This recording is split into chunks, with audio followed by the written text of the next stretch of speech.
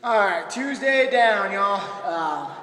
So for today, we had to start up with strength with a little bit of squat clean complex for both performance and competition, and then a little bit of a complex, same thing for essentials, working on pulling ourselves underneath the bar. Been working with this for about 2 months now. Everyone's doing a much better job of getting the elbows high, pulling ourselves under the bar, and actually moving the feet. My hat's off to all of you guys today that were here. You guys did awesome as far as getting yourself into better positions, pulling yourself down underneath that bar, and also finishing your pull. Couple thoughts as far as that goes. Position-wise, you guys are doing a much better job of making sure your waist is distributed from that midfoot to the heel as you're pulling into that first pull. You're not nearly as bad as getting your shoulders back. You're creating a lot more leverage, a lot more tension there. But a couple of things, kind of talked about this last night with the comp athletes with the snatch. Kind of saw it a little bit with the hang cleans and from below the knee. Not so much from the floor. I think everyone did a good job coming off the floor, but I think working from the hang got a little sticking point for some of us. So what was happening is on that hang clean is we were coming down into a good position here. Everything was tight, but the second, slide back a little bit, the second we got here, we would start, instead of lifting with the shoulders and getting that back extension first, we would start and all of a sudden let the knees collapse and then try jumping that bar up. We're losing a lot of power. We're losing that a little bit more of that hip extension and leverage on top of the bar. All we're trying to do, gang, is create a good jumping position from leverage. All right, that's pretty much all we're doing here with the Olympic lifts is a vertical jump with leverage over top. I related a lot of times to the kettlebell swing. As opposed to going horizontal, we're going vertical, but the same concept. I want to make sure my hips are back, my shoulders are in front, so I'm creating leverage to drive through my hip so I can get that extension. Now, as opposed to going out horizontal, with the clean and the snatch, I want to go vertical. So I still want to create that leverage, tension the hamstrings, shoulders over top. I still want to come through and extend, but now instead of going horizontal, I want to go vertical up. All right, I want to use all that energy I create from tension, drive through and get my hip extension, and then finish it nice and vertical. What happens is, once we go here, I'm nice and tight, got a lot of tension to drive through from my low back and my hamstrings. All of a sudden, boink, I lose that tension, my hamstrings are soft, I lose my tension in my back. Now all I have is my calves to jump it up, and it turns into kind of muscling the bar, and we're not getting nearly the amount of torque and the amount of fire that we could accumulate if we stay back a little bit longer. So one thing that I think helps a little bit is trying to keep your weight distributed back from that midfoot to heel as long as you can, okay? I don't want to, as I extend, I'm going to finish up with that triple extension on my toes, but I don't want to jump there first. I want to stay back to the heels, extend, jump, and then as I finish, then I'm going to allow myself to come through the toes on that. Next thing. Saw quite a bit, especially since we worked that complex of the 3 positions, 2 positions for competition, and then also basically a 3 position for the performance. Saw a few you can fail with the grip. We've been talking about it, trying to hone in on it. Hook grip, okay? Thumb, fingers over top. Can't emphasize this enough. I know it probably hurts for a lot of you. That's why you tend to stay away from it. The first week sucks. After that, I promise you won't go back if you do it, okay? Tape your thumbs, get that in.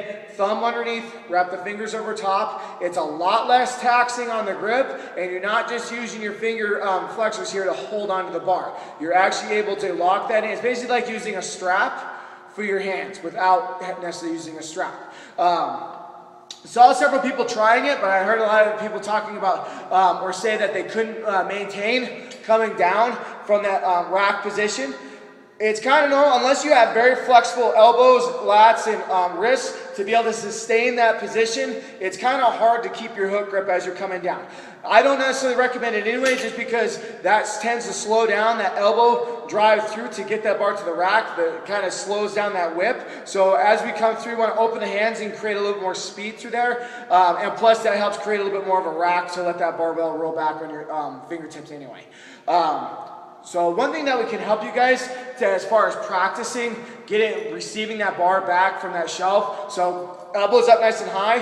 One thing that kind of helps me is get a little pop and then focus on, instead of letting the bar fly out and create this long looping movement, just retrace the bar path. I want to come up and come a little more vertical down. If you notice my elbows, same thing, they came high and outside and then retrace. They're not coming out and down where I have to pretty much race the bar and gravity to fight grabbing hold of the bar. I'm allowing it to kind of pop up, create a little pop, so I'm getting lift on the bar, regrip, and then just trace it right back down. Same thing we kind of think about as deadlift, tension from the top, hips go back, retrace that path that you do on a deadlift coming up. Same thing I want to do to regrip that bar. I want to create straight lines down, right back in to grab that hook grip so I can maintain. Juliet does a great job with this. If you ever watch her do that, she's figured that out, and I know for her, she attests to this. It's a lifesaver. It's 100% different, and I know she said she's been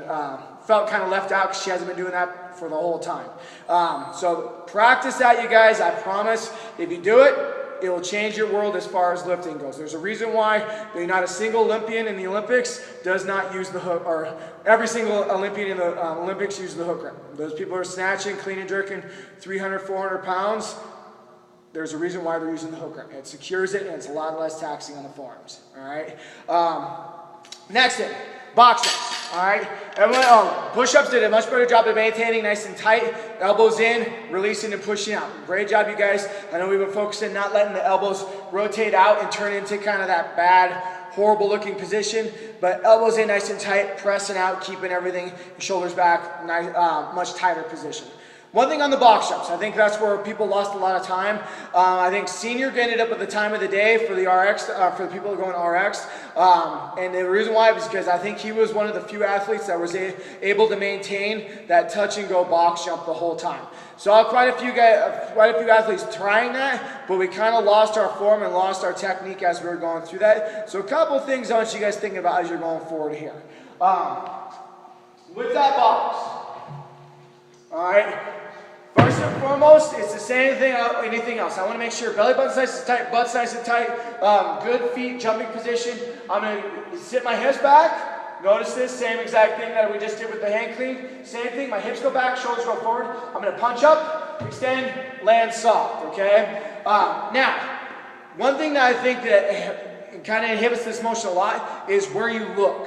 All right, I think a lot of athletes, because we're intimidated by hitting our shins on the box, which is normal, we look directly at the center of the box and we get this large squatting motion each time. As we're going through that, since that's 12 box jumps, that's 12 extra squats you guys are doing every single repetition.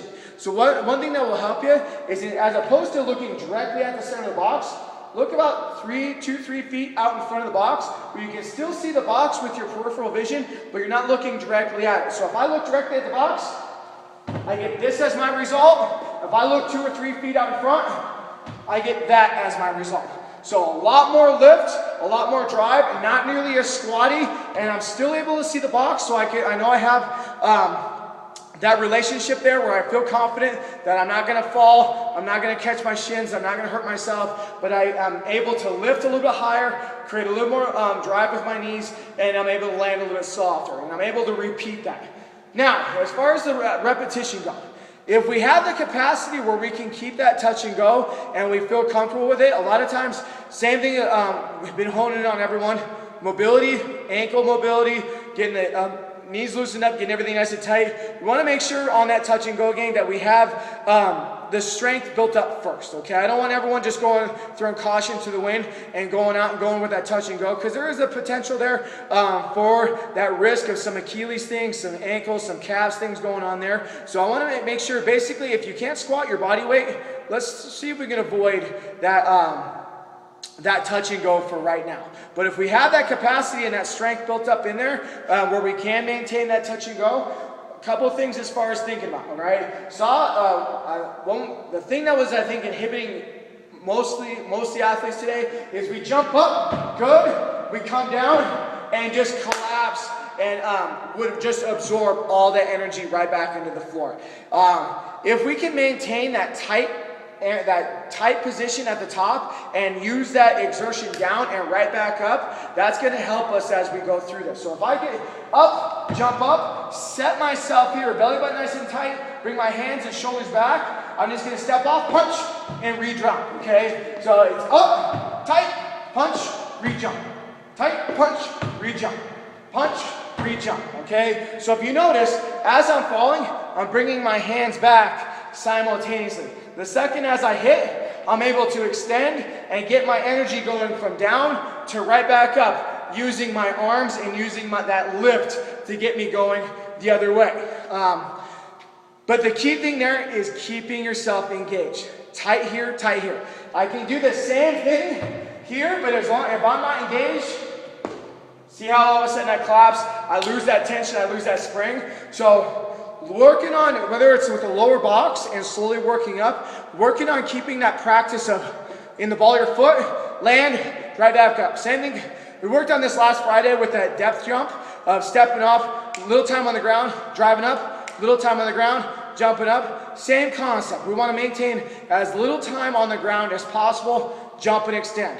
But that disclaimer's with it, y'all. If you have the capacity and have the strength, give it a shot. If we're working towards that and making sure that the injury potential isn't there, let's just stay off of that. You can still work with the step downs. Same thing, Juliet's a great example of that. She steps down every box jump, but can maintain a high output and keep that same sequence throughout the workout, where she jumps up, steps down, up, steps down, up, steps down, and keeps that tempo. The only problem there is the eccentric load. The downward step is a little more taxing on the legs, so it can burn you out a little bit easier. Or a little bit more. Overall, not bad. Just a few thoughts as far as what happened today. Like I said, senior got time of the day. David, hats off to you. I think that's the first time you got 185 as an RX workout. I remember a couple years ago for the Open, that 165, you got it for 1 rep, and that was your PR by like a lot. So great job on that. Let's see here. Paul, great to see you back. You guys did awesome for the guys. Josh went after 155. Let's see here. Gabe, one thing as far as the cleans, y'all, make sure the other thing is that you're finishing, okay? Since you've been going squat clean, make sure we're not doing this kind of thing. Make sure no matter what, extend all the way up, finish, and then pull yourself under the bar.